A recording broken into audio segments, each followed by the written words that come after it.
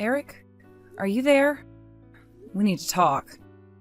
Why did I only get $5 for this month's child support payment? What's going on?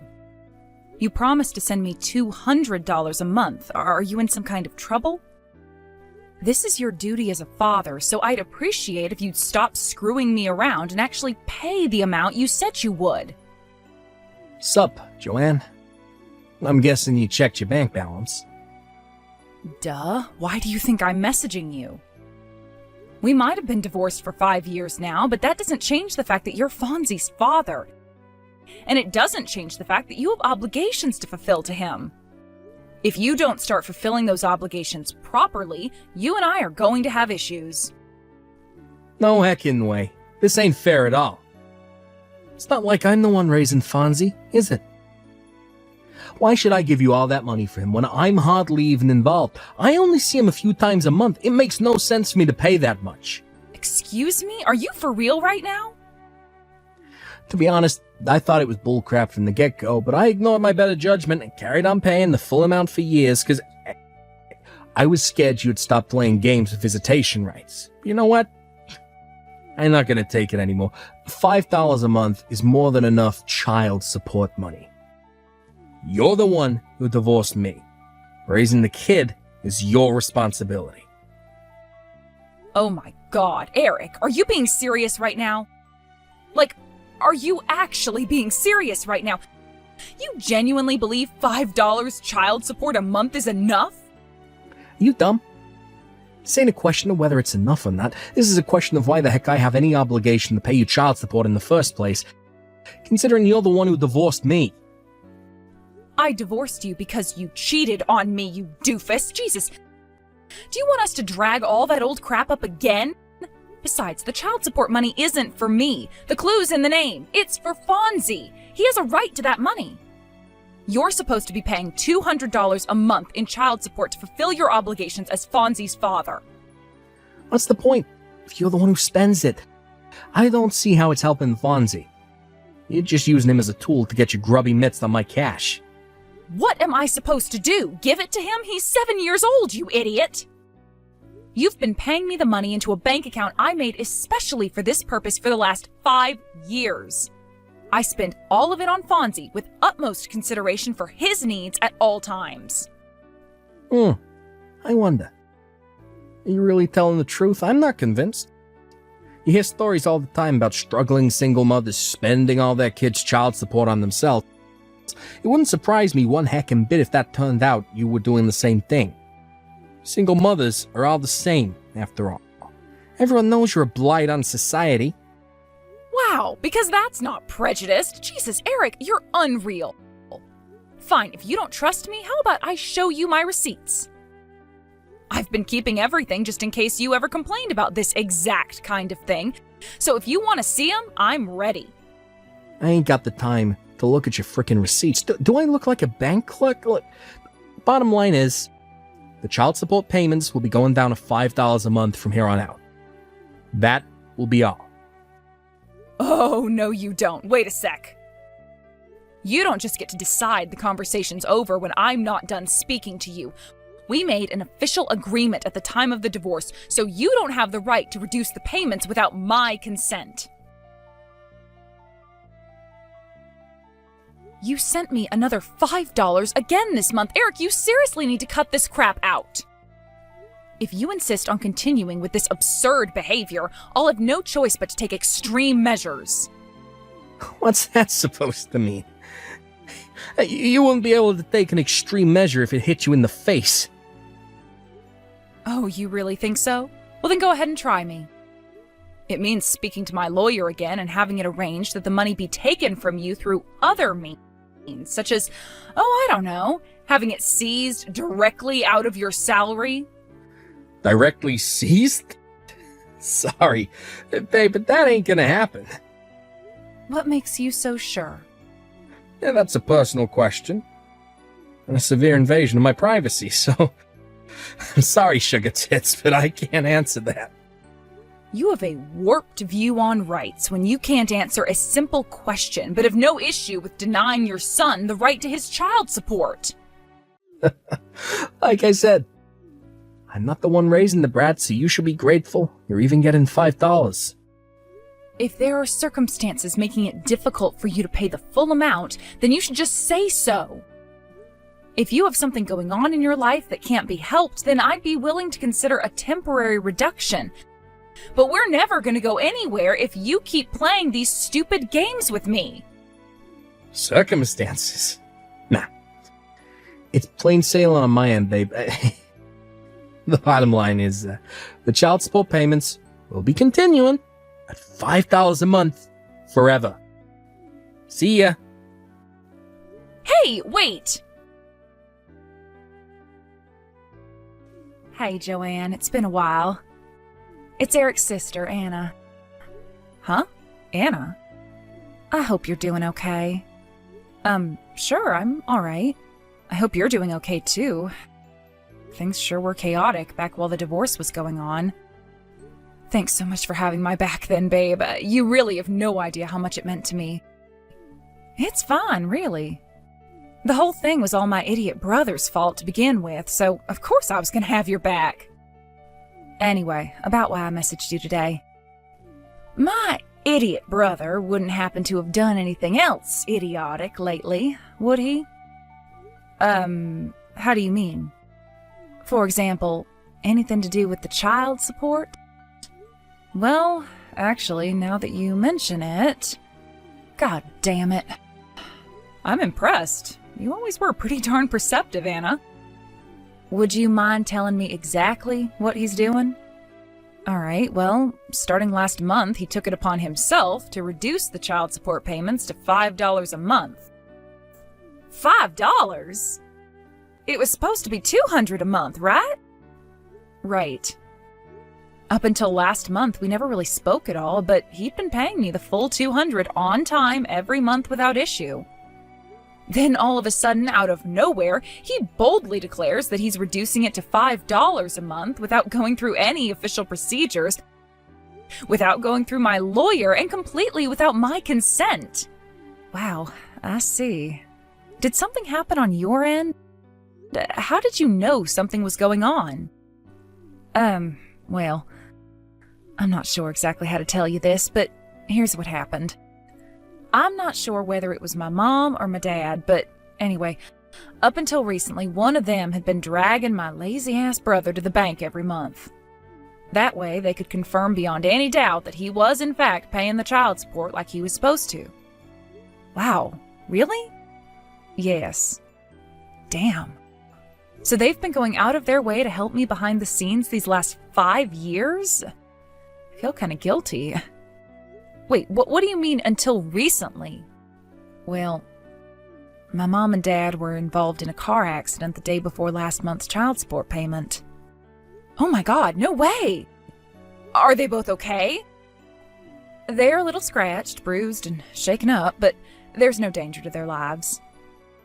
They're both staying in hospital for the time being, but the doctors are pretty confident they won't suffer any ill effects from the accident. Phew, well, I'm really pleased to hear that. However, the problem is, my mom and dad being stuck in hospital beds means there's no one to supervise my idiot brother and make sure he paid the child support. I'd love to help out if I could, but I live a long way away with my husband, so it'd be difficult for me to take over in my parents' absence. I see. So Eric's sudden $5 a month declaration is actually him taking advantage of the situation with your mom and dad's car accident? I'm so sorry, Anna. I know this is probably the last thing you needed on your plate. Whoa, now, take that back. You don't have a thing to apologize for, babe. I finally understand what's happening now. Thanks so much for letting me know. Don't mention it. Anyway, as for what we do next, my mom and dad said they want to speak to you about something. Huh? Me? What could it be?